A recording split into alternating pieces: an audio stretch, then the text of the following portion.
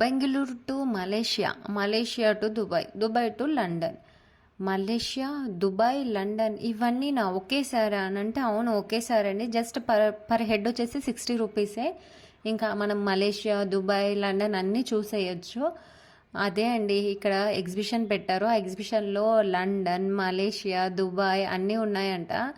So మాకు తెలిస్తేనే అవి ఎలా ఉంటాయో చూడాలని ఎక్సైటెడ్గా ఉంటా. ఇంకా మా వాడికి తెలిస్తే అస్సలు ఆగుతాడా? మా వాడి ఆనందానికి హద్దులు లేవన్నమాట. ఓ ఎగిరెగిరేస్తున్నాడు, ఎంజాయ్ చేస్తున్నాడు, ఫుల్ ఖుషీలో ఉన్నాడు అనమాట. ఇంకా ఇప్పుడు ఇది ఎంట్రీ అయింది. ఇంకా లోపలికి వెళ్ళే కొద్దీ వాడి సంతోషం తట్టుకోలేము అసలు. ఇది మలేషియా టవర్. మనం మలేషియా వెళ్తామో వెళ్ళమో తెలియదు కానీ ఈ టవర్స్ చూసి హ్యాపీగా ఫీల్ అవ్వాలి. సో మేము మొత్తం ఇంతకైతే మలేషియా తిరిగేసాం. అబ్బా మలేషియా మాత్రం చాలా బాగుంది. మలేషియా పొంగల్ కంటే ముందే పెట్టారేమో. మేమైతే లేట్గా వచ్చాము.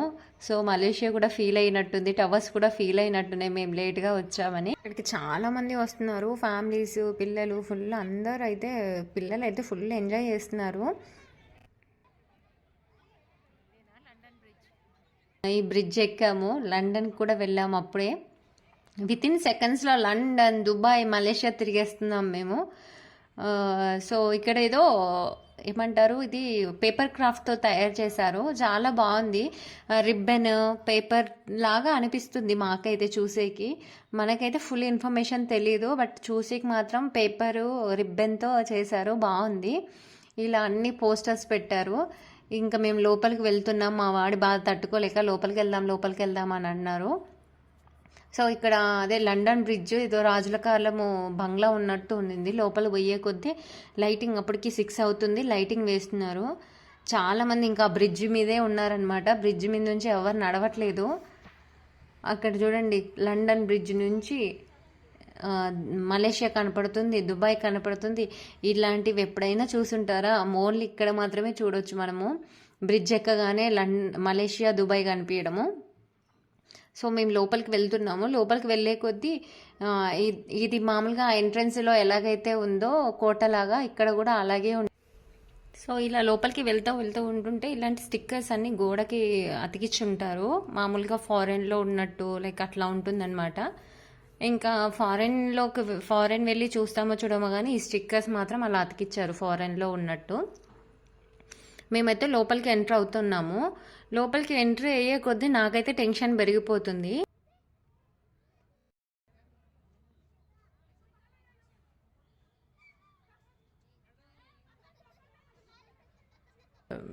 క్రొకడైల్ హల్క్తో కొట్టించుకుంటున్నాడు మా వాడు. ఇది బాగుంది. హల్క్, ఇలా స్నేక్స్, ఇలా స్నేక్ కూడా పెట్టారు. మామూలుగా వీడియో కంటే రియల్గా చూస్తే నిజంగా పక్కన పాముందేమో అన్నట్టుగా ఉండింది. ఇది అండర్ వాటర్ అక్వేరియము. అంటే రియల్ అండర్ వాటర్ అక్వేరియం కాదు, అవి ఓన్లీ స్టిక్కర్స్. నేను మా వాడికి చెప్తే ఫిష్ అంటే ఎక్కడ అని అంటున్నాడు. మమ్మీ అవి స్టిక్కర్స్, నాకు కూడా తెలుసు అని చెప్పి మా వాడు అంటున్నాడు అనమాట. అండర్ వాటర్ అక్వేరియంకి వెళ్దాం అన్నావు కదా, ఇద్దరు తీసుకొచ్చాం, మళ్ళీ అడగొద్దని మా వాడికి చెప్తున్నాను. ఇంకా అవన్నీ టచ్ చేసుకుంటూ వాడని చూసుకుంటూ వెళ్తుంటే రియల్గా ఇట్లాంటి చిన్న చిన్న అక్వేరియంస్ పెట్టారనమాట. ఫిషెస్, టాటాయిస్, చిన్న టాటాయిస్ కూడా ఉన్నాయి. ఇలాంటి చిన్న ఫిష్, అన్ని టైప్స్ ఫిష్, గోల్డ్ ఫిషెస్. వీటి నేమ్స్ అయితే ఇక్కడ మెన్షన్ చేయలేదు కానీ మామూలుగా బెంగళూరులో ఒకటి గవర్నమెంట్ వాళ్ళది అక్వేరియం ఉంది అనమాట. మొత్తం ఫిషెస్కి సంబంధించిందే. అక్కడ ఎవ్రీథింగ్ నోట్ చేసి పెడతారనమాట. గోల్డ్ ఫిష్, ఆ ఫిష్ ఏంటి, అది ఎక్కడి నుంచి వచ్చింది, ఆ నేమ్ అన్నీ రాసి పెడతారనమాట. అది ఎన్ని ఇయర్స్ ఓల్డ్ అని కూడా ఆ అక్వేరియం మీద రాసి పెడతారు. ఎందుకు ఏడిపిస్తారంటే వాడికి ఆ గేమ్స్ ఆడేది రాదు, ఏం ఆడేది రాదు, కానీ అన్నీ ఆడేస్తానని చెప్పేస్తాడు. అది ఎందుకు చెప్తున్నానో మీకు ముందు వీడియోలో ఇంకా మీకు ముందుకు వెళ్తూ ఉంటే క్లియర్గా అర్థమవుతుంటుంది. సో మేము ఇవన్నీ చూసుకుంటూ వెళ్తున్నాము. మేము వెళ్ళే కొద్దీ జనాలు కూడా రష్ పెరుగుతూ ఉంది. అంటే ఈ నైట్ టైం అవుతుంది కదా, నైట్ టైం వచ్చేసరికి ఇంకా జనాలు వస్తూనే ఉన్నారు కంటిన్యూస్గా. ఇక్కడ ఏదో చిన్న షాపింగ్ ఉంది, ఫ్లవర్ వాజ్ లాగా, ఫోటో ఫ్రేమ్స్, మళ్ళీ దియాస్ ఉంటాయి కదా, అలాంటివన్నీ ఉన్నాయి. పార్ట్కి సంబంధించినవి కూడా ఉన్నాయి. ఇక్కడ ఏవో చాక్లెట్స్ ఉన్నాయంట, ఊటీ స్పెషల్ డ్రై ఫ్రూట్స్ అని పెట్టారు. ఇక్కడ చాక్లెట్స్ అయితే నార్మల్ మామూలు దొరికే చాక్లెట్స్ లాగా ఉన్నాయి. ఊటీలో దొరికే చాక్లెట్స్ అయితే ఇలా ఉండవు, ఎందుకంటే అక్కడ చాక్లెట్ ఫ్యాక్టరీస్ ఉంటాయి. ఒకటి మాత్రం స్పైసెస్ అయితే ఉన్నాయి, ఇక్కడ స్పైసెస్ ఉన్నాయి. అవి మామూలుగా 20 రూపీస్ ప్యాకెట్, 30 రూపీస్ ప్యాకెట్ అమ్ముతున్నారు. ఇక్కడ ఎక్కడైనా సరే ఎగ్జిబిషన్ ఉంటే ఖచ్చితంగా ఇట్లాంటి స్టాల్స్ అయితే ఉంటాయి, షాపింగ్ అయితే ఖచ్చితంగా ఉంటుంది. పాపం మీ అన్న షాప్లోకి ఎవ్వరు రావట్లేదేమో, అసలు గిరాకీ లేక సైలెంట్గా ఉన్నారు. ఏంటి మీరు షాపింగ్సే చూపిస్తారా, మీరేం షాపింగ్ చేయరా అంటే, నేనైతే షాపింగ్ అంటే ఇలాంటి క్లాత్స్ అలాంటివి అయితే నేను ఇలాంటి స్టాల్స్లో కానీ ఎగ్జిబిషన్లో కానీ కొనను. హ్యాండ్ బ్యాగ్స్ అట్లాంటివి ఏమన్నా ఉంటే డిఫరెంట్గా కనిపిస్తే తీసుకుంటాను, కానీ బట్టల విషయం అయితే నేను చాలా దూరంగా ఉంటాను. ఎందుకంటే నేను చాలాసార్లు అక్కడ మామూలుగా అమ్మాయి వాళ్ళ దగ్గర టెస్ట్ అంటే అన్నీ చెక్ చేసే తీసుకుంటాము, కానీ అదేంటో మరి ఇంటికి వచ్చాక మళ్ళీ చూసుకుంటే కానీ ఆ రోజు కానీ నెక్స్ట్ డే కానీ ఖచ్చితంగా డ్యామేజ్ ఉంటుంది.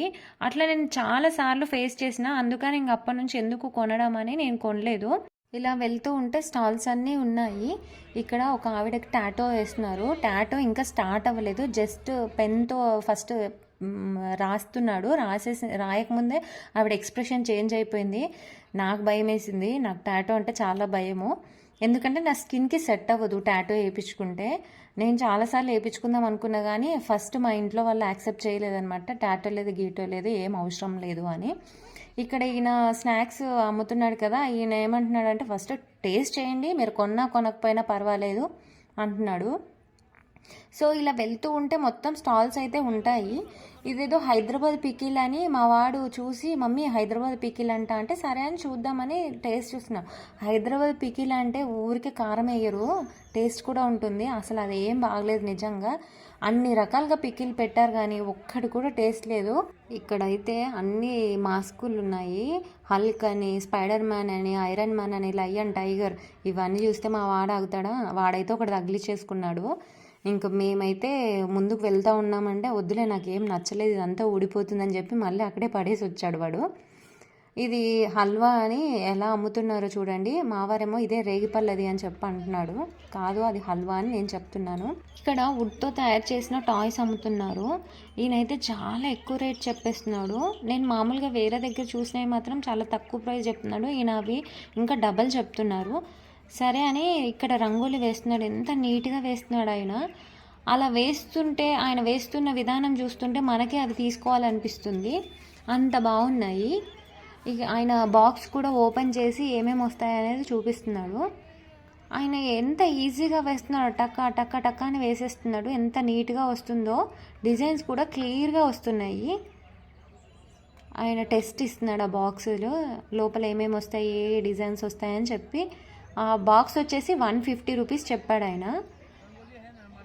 ఎంత నీట్గా వేస్తున్నాడు అయితే, అసలు ఆయన వేస్తుంటే భలే అనిపించింది నాకు. ఆయన డిజైన్స్ వేస్తుంటే అలాగే చూస్తూ ఉండాలనిపించింది. ఇంకా ఆయన బాక్స్ ప్యాక్ చేసేస్తున్నాడు అనమాట. వాళ్ళు 150కి ఆ బాక్స్ తీసుకున్నారు. ఇలా ముందుకు వస్తుంటే ఇలాంటి గేమ్స్ ఆడిస్తున్నారు. ఈ గేమ్స్ మామూలుగా రింగ్స్ వేస్తారు కదా, నేను ఎప్పుడో చిన్నప్పుడు చూశాను. మా వాడు ఇంతకుముందు ఒక ఎగ్జిబిషన్లో చూశాడు, వేశాడు, కానీ అది పర్లేదు. ఇంకా నేను వేస్తానంటే సరే వేయండి అని చెప్పి వేపిస్తున్నాము, కానీ ఒక్కటి కూడా పర్లేదు. అదేదో ట్రిక్ ఉంటుందేమో నాకు తెలిసి, అవి సామాన్యంగా పడవు. ఎవరికి రింగ్స్ వేస్తుంటే మధ్యలో ఆ పిల్లోడు వచ్చి అటు ఇటు తీసుకొని ఆ రింగ్స్ అన్నీ తీసుకుంటా ఉన్నాడు. ఇంకా వీళ్ళు వేసే వాళ్ళు కూడా వేయకుండా డిస్టర్బ్ అవ్వడానికి అట్లా మధ్యలో వస్తూనే ఉన్నాడు. మొత్తం ఫుల్గా రింగ్స్ వేసేదాకా కూడా ఆగట్లేదు. 2 రింగులు అటు నుంచి వేరే వాళ్ళు ఇక్కడ నుంచి వేయగానే వచ్చి ఏరేసుకుంటున్నాడు అనమాట. ఈ గేమ్ ఆడితే ఖచ్చితంగా గిఫ్ట్ వస్తుందంట. ఇది గిఫ్ట్ వస్తుంది, మీరు ఏదన్నా ఆడండి, ఏ నెంబర్ అన్నా రాండి, మీకు ఖచ్చితంగా గిఫ్ట్ అయితే ఖచ్చితంగా వస్తుంది అని చెప్పి వాళ్ళు అంటున్నారు. ఆ మాట అయినసరికి నాకు గిఫ్ట్ వస్తుంది, నేను ఆడతా అని మా వాడు స్టార్ట్ చేశారు. 6 బాల్స్ ఇస్తారు వాళ్ళు. ఆ 6 బాల్స్లో ఇలా మనము దాంట్లో అంటే ఏ నెంబర్ అయితే పడుతుందో లాస్ట్కి ఆ నెంబర్ అంతా ప్లస్ చేస్తే ఏదైతే వస్తువు వస్తుందో ఆ వస్తువు ఇస్తారనమాట. ఆ వస్తువు ఏమొస్తుందంటే అద్దొల్లే అలాంటి బాస్కెట్, లేకపోతే ప్లాస్టిక్ బాక్స్, లేకపోతే ఏమన్నా క్యాప్ ఉండి ఒక చిన్న మామూలుగా ఏమంటారు అంటే బాక్సెస్ లాగా ఏవైనా వస్తాయి. లేకపోతే సోప్ బాక్సెస్, లేకపోతే స్పూన్స్, ఇలాంటివన్నీ వస్తాయి. కానీ ఇక్కడ టీవీలని, క్లాక్స్ అని, ఇంకా వేరే వేరే రకంగా అన్నీ పెట్టారు. కానీ అవి మాత్రం రావు. అంటే వచ్చే వాళ్ళకి వస్తాయేమో మనకు తెలియదు. కానీ ఇప్పటివరకు అయితే మేము చూసిన వాళ్ళ దాంట్లో అయితే ఇవే ఏమంటారు బాస్కెట్స్, బాక్సెస్, ప్లాస్టిక్వి స్పూన్స్ అవే వచ్చాయి. ఇంకా వేరేవి అయితే ఏవీ రాలేదు. అక్కడ చూడండి నెంబర్స్ 29, 28, 27, 26, 25 అలా నెంబర్లు, అంటే అవన్నీ ప్లస్ చేస్తే ఎంతైతే నెంబర్ వస్తుందో అలా వాళ్ళు అది నెంబర్ చూసి అట్లాంటి బాక్సెస్ కానీ, ఇంతకుముందు చూపించాను కదా బాస్కెట్స్ కానీ అలా ఇస్తారు. ఇక్కడ ఇక్కడ ఇవి ఉన్నాయి కదా బాల్స్తో, వాటిని కొట్టాలంట. అవి కొడితే మొత్తం కింద పడాలంట. చాలా మంది ట్రై చేస్తారు. ఒకటో రెండు పడ్డాయి కానీ 3 పడలేదు. మావాడు నేను కొడతా అంటే పెద్దవాళ్ళ వల్లనే అవ్వట్లేదు, నీ వల్ల ఏమవుతుందిరా అని అంటే, ఆహా లేదు నేను కొట్టుతాను, నేను ఖచ్చితంగా కొడతాను, మొత్తం కొడతాను. అక్కడ పెద్ద పెద్ద వాళ్ళే కొడుతున్నారు, వాళ్ళ వల్లే అవ్వట్లేదు, నీ వల్ల కాదు ఇవ్వనంటే కూడా వాడు వినకుండా, ఆహా లేదు నేను ఆడతాను అంటే అలా ముందుకు వెళ్తుంటే గన్ షూట్ ఉంది. ఆ గన్ షూట్ ఇంతకుముందు కొట్టాడు, వాడికి బాగా అనిపించింది. సరేలే అని చెప్పి మరి ఇది నేను ఇదన్నా చేస్తాను, ఇదన్నా కొడతాను అని చెప్తే, సరేలే అంతగా ఇదవుతున్నావు కదా సరే మరి ఆడు అని చెప్పి ఆడిస్తే, మామూలుగా అయితే 8 షూట్స్ ఉంటాయి. 8 షూట్లో 6 కొడితే టెడ్డీ బేర్ ఇస్తారంట. మనవాడు 5 కొట్టాడు పాపం. ఇంకోటి కొడితే నీకు టెడ్డీ బేర్ వస్తా అంటే, నువ్వు నాకు ఆ విషయం ముందు చెప్పాలి, నాకు తెలియదు, ఊరికే షూట్ చేస్తే సరిపోతుందేమో అనుకున్నాను నేను అని అంటే, అట్లా కాదు 6 టైమ్స్ నువ్వు కరెక్ట్గా షూట్ చేస్తే టెడ్డీ బేర్ ఇస్తారంట. అంటే మా వారు తర్వాత వచ్చిన తర్వాత, నాకు ముందు చెప్పాలా డాడీ, నువ్వు షూట్ చేసిన తర్వాత చెప్తే ఎలాగా అని చెప్పి. కానీ షూట్ చేయడం అయితే బాగానే చేస్తున్నాడు. వాడికి ఆ విషయం ముందు తెలిస్తే ఇంకా కాన్సన్ట్రేషన్గా, అంటే ఫాస్ట్గా కాకుండా కొంచెం కాన్సన్ట్రేషన్గా కొట్టేవాడేమో. కానీ బాగా, అంటే ఆ ఏజ్కి వాడు అలా షూట్ చేయడం అనేది మామూలు విషయం అయితే కాదు. మాకు బాగా షూట్ చేశాడు. నేనైతే బాగా ఎంజాయ్ చేశాడు. నన్ను ఒకటే షూట్ చేస్తున్నారు వాళ్ళ డాడీ, నేను షూట్ చేస్తానంటే లేదు మొత్తం నేనే షూట్ చేస్తాను అని చెప్పి షూట్ చేస్తున్నాడు. 4 అయిపోయినాయని చెప్తున్నాడు నాతో.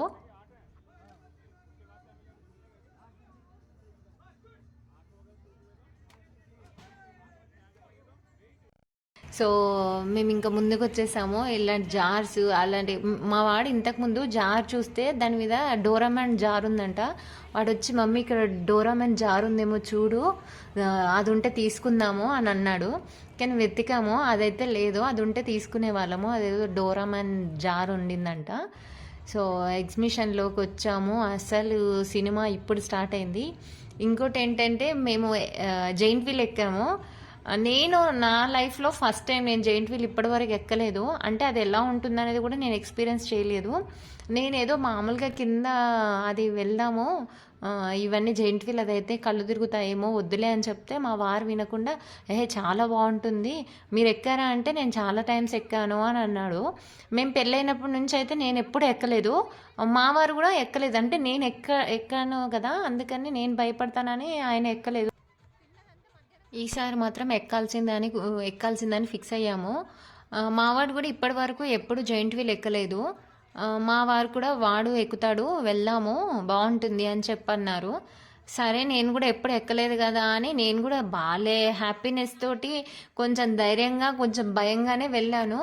వెళ్ళిన తర్వాత నా ఫీలింగ్ ఏంటంటే, నిజంగా జైంట్ వీల్ ఎక్కొచ్చా అని అంటే, నేను ఫస్ట్ టైం ఎక్స్పీరియన్స్ చేసింది మాత్రం నిజంగా నేను కళ్ళు తెరిస్తే అడగండి. ఇంకా అసలు మొత్తం జైంట్ వీల్లో మావాడి కంటే ఎక్కువ భయపడిందే నేను.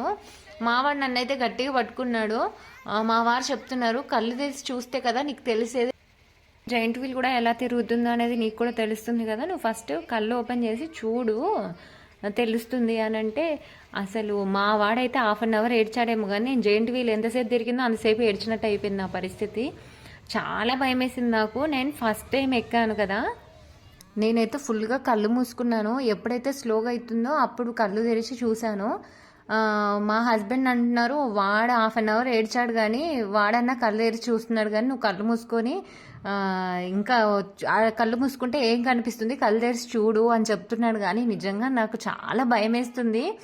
నేను ఎక్కడ భయపడుతున్నానని తెలిస్తే వాడు చెప్పాను కదా నాకు భయం అని నేను చెప్పాను కదా అని మళ్ళీ వాడు మమ్మల్ని సతాయిస్తాడేమో అని చెప్పి నేను భయం ఉన్నా కానీ భయం లేనట్టుగా ఎంజాయ్ చేస్తున్నట్టు ఫీల్ అయ్యాను. కానీ నిజంగా నాకు చాలా లిటరలీ చాలా భయం వేసి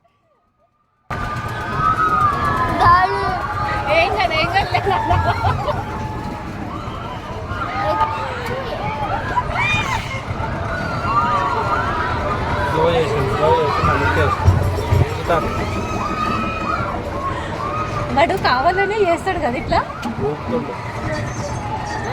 బ్రేక్ బ్రేక్ బ్రేక్ బ్రేక్.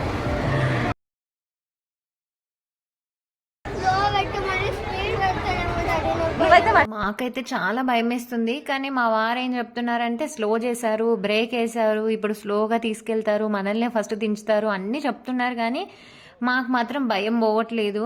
కాకపోతే మమ్మల్ని ఫస్ట్ దించకుండా అందరిని దించుతున్నారు కానీ మేమే లాస్ట్ దిగినట్టు అనిపించింది. ఎందుకంటే మమ్మల్ని గాల్లో కాసేపు ఉంచారో అట్లే ఆపుతున్నారు. మా వారు ఇదే టైం అనుకున్నారేమో, ఇలా పైనే హాఫ్ అన్ అవర్ ఆపుతారు తెలుసా, మీరు ఉండగలుగుతారా హాఫ్ అన్ అవర్ అని. ఇంకా మాకు మామూలు టెన్షన్ పట్టలేదు అసలు. ఆ వారైతే పైన ఉన్నంతసేపు మమ్మల్ని ఆడుకున్నాడు. ఇంకా కిందకు వస్తే మాత్రం మా వారు పని అయిపోతుంది. సో మేము ఇలా ఎంజాయ్ చేసాము. ఈ వీడియో మీకు నచ్చితే ప్లీజ్ లైక్ చేయడం, షేర్ చేయడం, సబ్స్క్రైబ్ చేయడం మాత్రం అస్సలు మర్చిపోవద్దు.